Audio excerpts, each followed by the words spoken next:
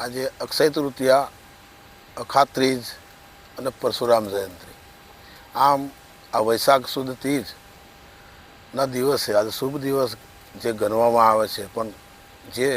આજે અખાત ત્રીજ છે એ ખેડૂતો માટે ખાસ મહત્ત્વનો દિવસ છે, શુભ દિવસ છે. અખાત ત્રીજના દિવસે ખેડૂતો, દરેક ખેડૂત આલમ આ ધરતી માતાને પ્રાર્થના કરે છે કે હે ધરતી માતા, મારા કુટુંબનું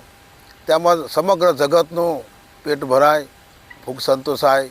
અને સમગ્ર સૃષ્ટિનો તારણહાર આ જગતનો તાપ એક ધરતી માતાને પ્રાર્થના કરીને વિનવે છે કે ધરતી માતા આખું વર્ષ સુખ ભર્યું રહે, સમૃદ્ધ ભર્યું રહે અને સાથે સાથે સમગ્ર જગતનું કલ્યાણ થાય એવું ધરતી માતાને પ્રાર્થના કરે છે અને પૂજા પાઠ કરી એનો મહિમા એ કરે છે. સાથે સાથે પાછલા કેટલાય વર્ષોથી વરુણદેવ જે કહીએ એ ખેડૂતો માટે એક આફત સમાન બન્યું છે. કેમ કે સમયે જે વરસાદ આવતો હોય છે ત્યારે ખેડૂતોના પાક પાયમાલ થઈ જાય છે, ખેડૂત નુકસાન થાય છે, જેના કારણે ચાલુ સાલ ધરતી માતાની સાથે સાથે વરુણદેવને પણ અમે પ્રાર્થના કરીએ છીએ કે હે વરુણદેવ, પાછલા વર્ષો ઠીક પણ ચાલુ વર્ષે અમારા ખેડૂતોને પાકને કોઈ જાતનું નુકસાન ના થાય,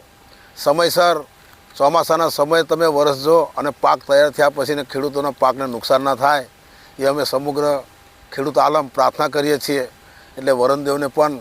અમે સતસત નમન કરીને પ્રાર્થના કરીએ છીએ કે સમગ્ર જગતનું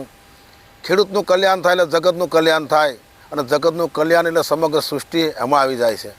ત્યારે આજે ધરતી માતાને ફરી એકવાર સમગ્ર અમારા ખેડૂત અને આ ખેડૂત ફેમિલી થકી અમે બધા સાથે મળી ધરતી માતાની પૂજા કરી અને ધરતી માતાને ફરી એકવાર વંદન કરીને વિનવીએ છીએ કે હે ધરતી માતા, સમગ્ર જગતનું તું પાલનહાર કરજે અને સમગ્ર સૃષ્ટિનો નિર્ધાર કરજે. એ આજે અક્ષય તૃતીયા નિમિત્તે સર્વેને હાર્દિક શુભેચ્છાઓ.